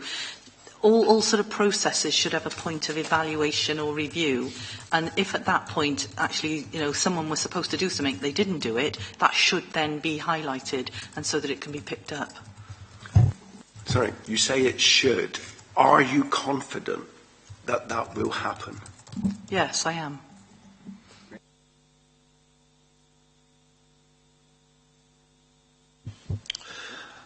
Is the SURF scoring tool regularly reviewed, and in what intervals? Could you see the first part again? Is the SURF... Seraph. Is it the Seraph? Yeah. Yeah. Scoring tool regularly reviewed, and at what intervals? Well, it has been reviewed, but it's a tool that is sort of in use at this particular time. Generally speaking now, I wouldn't expect it to be reviewed imminently. It's the sort of multi-agency process. I think as part of the overall CSE activity, it would be included in our sort of strategy review, and as part of that, a tool as part of that whole process. I haven't got a sort of a date in mind as to when we would next look at that, but all I can say is that it's certainly on the work programme of the Safeguarding Board, so it would be subject to review as a tool as part of that. Ruth, do children and young people who have experienced CSE have the opportunity to shape the policies and the processes? Not in a formal way.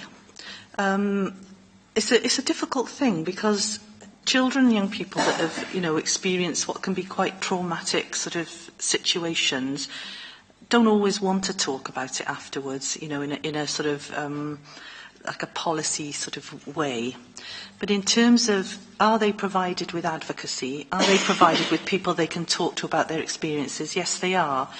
The key for us, and what I would say is a gap, is how we get that information back to sort of feed into the overall sort of review. So, for example, when we come to review the SERAF, one of the things we absolutely need to make sure is how we get young people's views into that sort of overall review of the tool. I mean, to me, that would be critical. And developing that, if you like, that feedback loop from young people who have experienced it is something that we definitely need to be doing as we move forward. And that would be part of the Safeguarding Board. I mean, it is on the agenda about how we sort of encourage young people to come forward. You can't make people talk about it, though. It's a challenge. Yeah, I'm conscious of that, but I'm also very conscious of children would see things completely differently to how we would see it. So therefore they would identify occurrences and situations that we as adults would not necessarily see. So I really think it's important that we take on board what they say and take in the scenarios of how they got into that position. One of the big gaps that we've partially sort of closed with Breaking the Cycle is having that opportunity for young people to talk to somebody outside of the sort of statutory services, if you like. So by talking to one of the advocates that are part of the project, they're able to talk more freely and frankly and honestly about their experiences. What I'd like to see is something more than that, something that is more of a sort of drop-in centre. I know that they had a mechanism like this, in England, where somebody started up a drop-in centre, really from nothing, just from having a place where young people, word of mouth, got around to say, actually, you can go there, you can talk to someone. And that's the sort of thing that I'll be talking to the youth service about how we, perhaps they could come on board there. They've got sort of outreach services, they've got their sort of less formalised opportunity for young people to talk to, somebody who might be less sort of frightening for them, such as a youth worker, someone that they might get to know. And I think that would be a really good way forward for us locally, to look at how we can facilitate that drop-in where young people that, wouldn't have anywhere else to sort of talk, that they would feel confident. I absolutely agree with you. How they experience the service is such a crucial part of how we move forward. No good us doing things if actually it doesn't, impact on them. So. Just on that, declaring a little bit of an interest because and the Vice Chair of Commissary of People, which runs the counselling service in our comprehensive schools. Do you think that there should be a role for those services maybe in this in this work? I definitely do. Yes, I do, because it could be, but it's not a case of one size fits all, and different young people will want and need different things and different mechanisms. So some young people might respond really well to that individual counselling where they can go in and that would do it for them. Other people perhaps would want something less formal, something they could dip in and out of as they see fit. So we've got to have a range of things so that hopefully we can, meet everybody's needs. And just one other thing which was put forward by Sergeant Davis in his thing. He actually, he said the big unsayable, that particularly with regards to certain to children who might get involved with this, particularly if they're missing and so forth, that in the past we had been, it's that lot over there. There's been almost a bit dismissive. They're not our sort. They're the wrong sort. And he admitted that that's a tough attitude to get over. Would you say that is beginning to change, or is it still there? Well, I'd be very upset if anybody in my service felt like that about any young person that they worked with. And I hope that I tried to sort of get across in the report that it's a crime. Child sexual exploitation is a crime against a young person. No matter what that young person's story is, no matter what their history is, no matter what they may have done or perpetrated in their own right, that it is still wrong and criminal for anybody to sexually exploit them. And I think that has to be at the forefront of everything that we do and the decisions that we make. That, you know, they are not always, they don't perceive often that they're being exploited anyway. And, you know, they're vulnerable. They're vulnerable children. They're children. And they're children first. I think we all actually understand and accept that in these circumstances, the child has not committed the offence, it's the perpetrator. Ruth, in cases of abuse or suspected abuse, is the history of the abuser reviewed? Sorry. I mean, that's a subject that really would be for the Crown Prosecution Service and the police as opposed to me. I wouldn't be able to sort of comment on that. I think it provides a challenge, a big challenge for those services.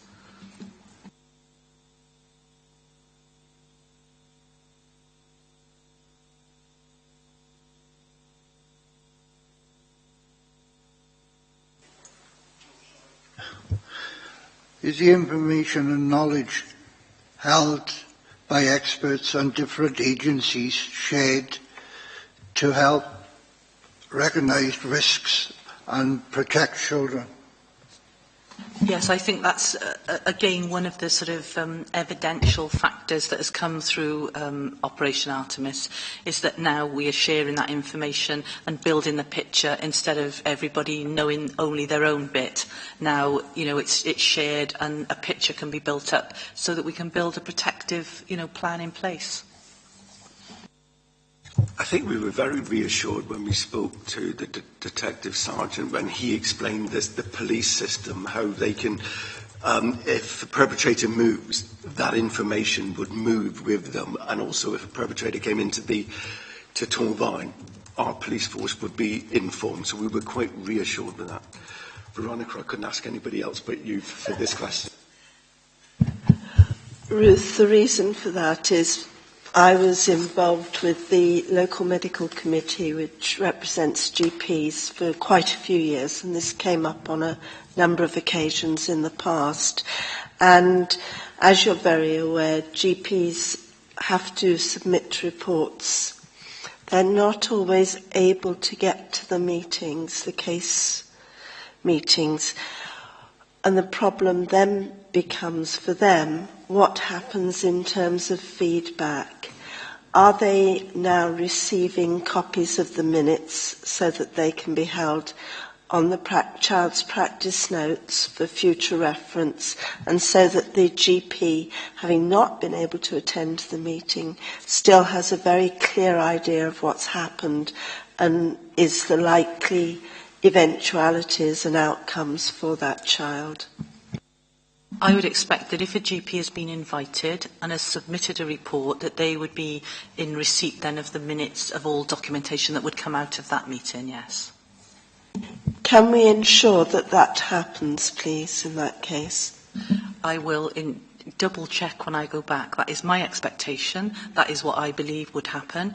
And when I leave here, I will double check that that is the case. But if you've been invited, you've submitted a report, whether you attend or not, you should have the paperwork back. The minutes would go exactly the same. There just was something else that we were talking about a little while ago. And one of our concerns was can obviously be very traumatic and emotional for your staff too. Do they have support to cover the impact of this? And very often, obviously, if a case escalates, there can be problems with media coverage and so on. So what are we doing to make sure that our staff are safe as much as anything? The culture of children and family is of support. and nothing is a higher priority aside from safeguarding children. Because if the staff that we've got don't feel supported, don't feel that somebody has got their back or has somewhere to talk about something if they are upset, then they're not going to perform and they're not going to do their job. So that is an absolute essential and one of my priorities as the leader of that division. So I would hope, and what I know and the feedback that I receive, and hopefully that members will have received, that the staff are well supported from their supervisors, from their team managers, group managers and myself, you know, right the way up. And I hope that's reflected in the work that they do. So yeah, it's a priority. Does anybody else have anything they wish? Ruth? Ruth, can I just say thanks ever so much for coming in. Thank you so much for your very comprehensive replies to our questions. And also, can you pass on the thanks of the committee to the staff that we've spoken to? And what we'll do now is, as per normal, we will discuss it and we will come up with our recommendations and we'll forward them on to you in due course. Thank you. Chair, there was just one other thing that I wanted to say. I was going to say it at the beginning and I thought, no, I'll say it at the end. Is that okay? I just wanted to make a final point, really, to assure members about the sort of safeguarding processes, that they are implicit functions across the multi-agency workforce, and that we will follow due process irrespective of any potentially sensitive implications. The Alexis J report discussed cultural sort of normality and how that can influence behaviour, and I recognise the power of organisational culture and how it impacts on our decision-making and subsequent actions. And when things go wrong, there will generally be an issue of accountability, and that was highlighted in the Rotherham report. And I'm clear that we can demonstrate that accountability now and going forward, and I hope that as a committee you've seen the evidence of that strong leadership at all levels. Thank you.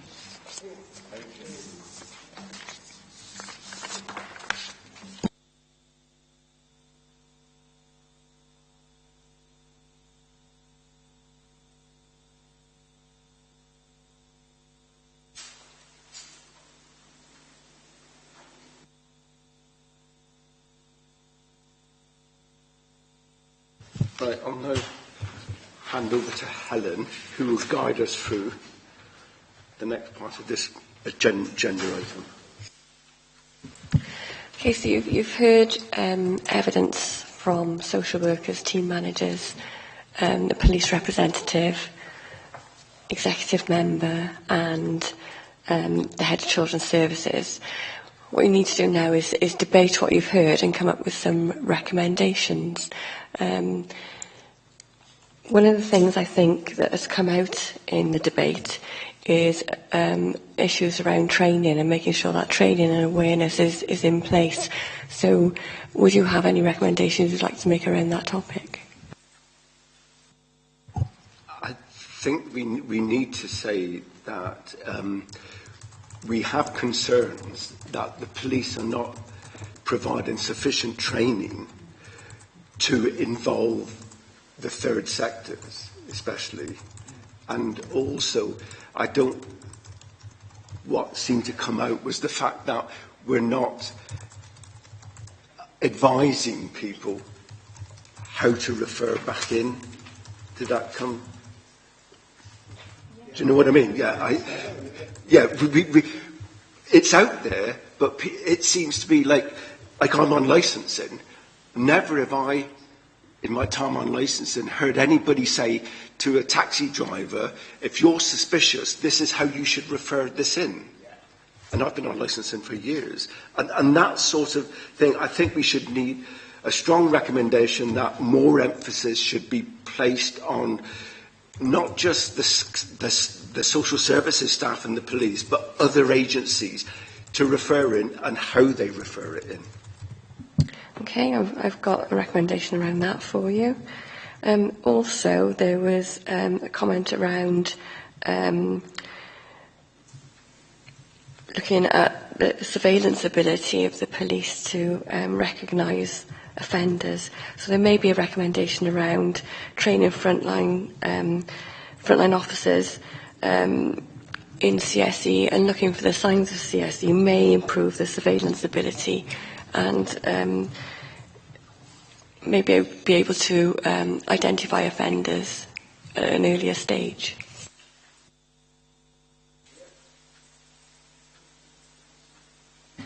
Another recommendation was that awareness for hotel staff, doormen, taxis, and the people in that sort of industries could help identify perpetrators. And I know, Mike, you've been quite concerned all the time about how the reporting referral system through customer care. Do you want to make any recommendation on that? That the officers look at that. Is that the best way of doing it? Yeah, I think that we should look at it because, like I say, I was quite shocked when we had the pre-agenda meeting to see that it was coming through. Is there a better way of doing it rather than taking it through customers' care? Okay, so would the recommendation be include an investigation into referrals entering through customer care as part of the demand management project? I think I agree with it if you put it as that. I do feel, though, it's been made quite clear to us that they are properly trained staff.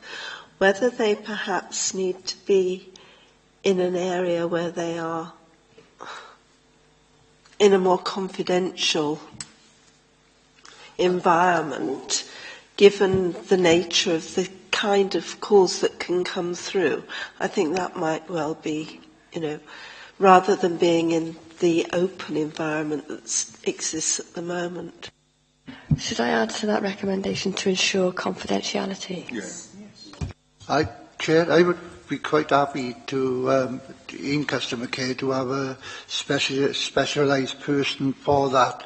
That if they said that they were coming on to child exploitation, she could flick a switch or something and then put say, I'll put you through to a person.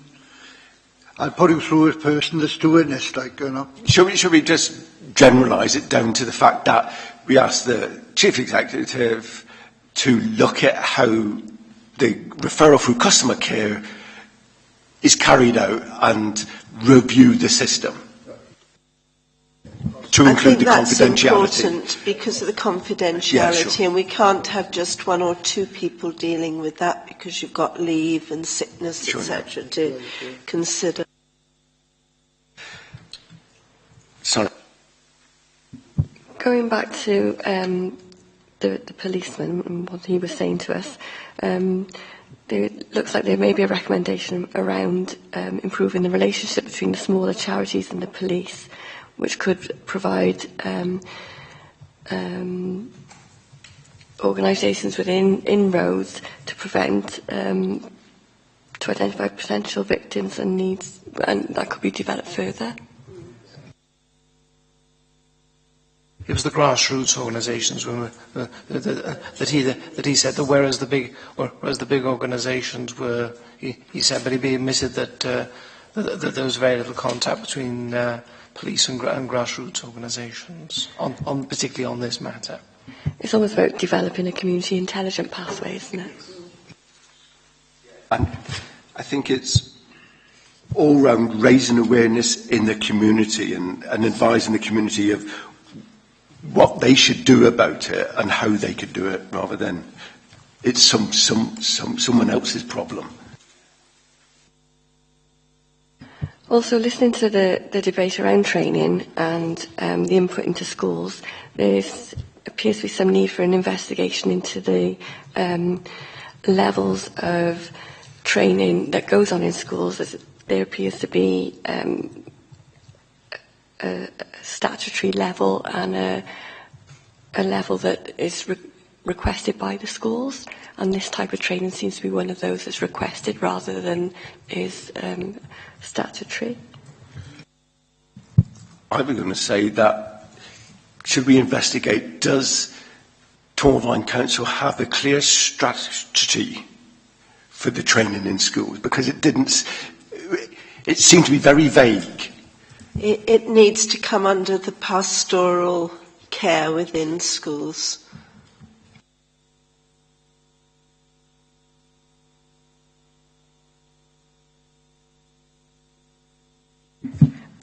There is also something around working with the community to help recognise intelligence that can be useful in safeguarding children and identifying perpetrators.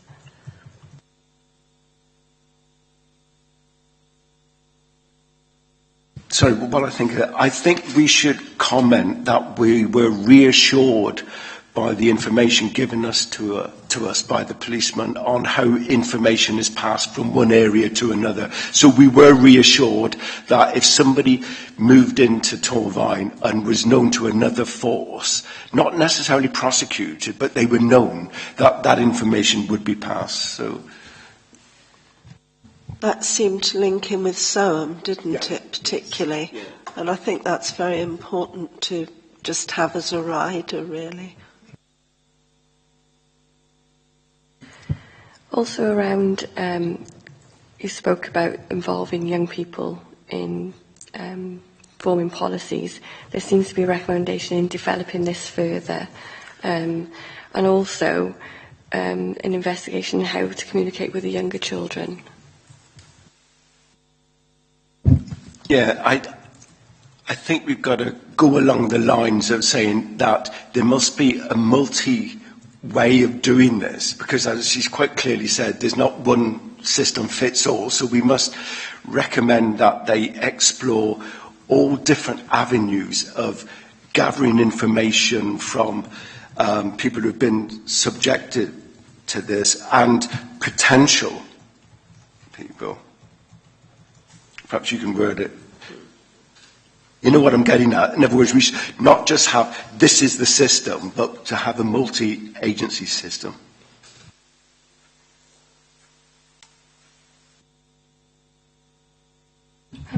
Sorry. Chair, we've heard from the police and we've heard from our councils, and I think there are issues which I am concerned about, and issues that I'm concerned about really is the funding of all these issues. And I think it is a main thing that, you know, under austerity we should not be cutting back anywhere on, either in the police or in the council on this. Because that's out of our remit. But funding must be agreed. But this committee is not, the remit of this committee is not the financial situation, that is resources. Right. We can make a comment to say that we have concerns if funding was reduced, it would have an impact. We can certainly make a comment on that, but we cannot say... Yeah, but I think we should make a comment like that. You know, I think it is very important for this committee. The comment you want making is we would like reassurance that the CSE organisation is not underfunded, or funding continues to make sure that they can carry out their duties effectively. And we note that outside bodies, such as the Big Lottery, have been used to fund some of the initiatives. And the last one I have is a recommendation to ensure that GPs receive the minutes of case conferences and other meetings in a timely fashion.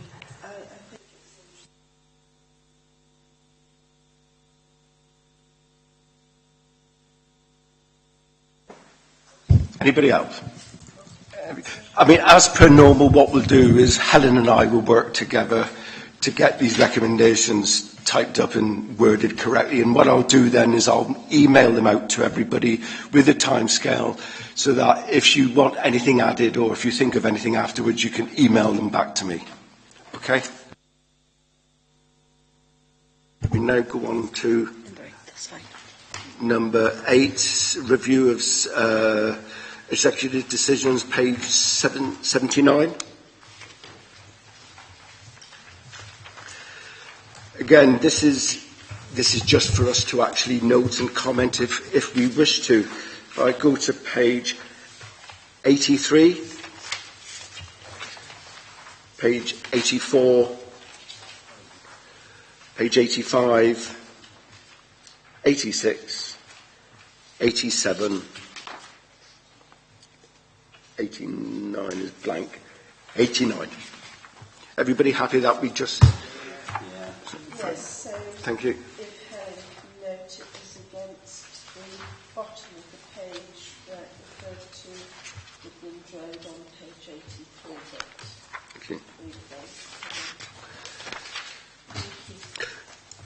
you. We have got agenda item 9, but that's for the exclusion of the press and public, so therefore we will have to stop webcasting at that point. So I'll go straight on to item 11, the date of next meeting.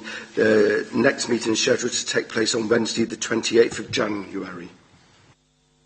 Helen?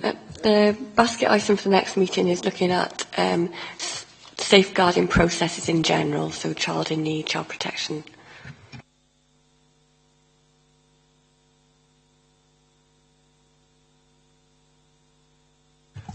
Right, if we can stop webcasting, please, and then we'll go on to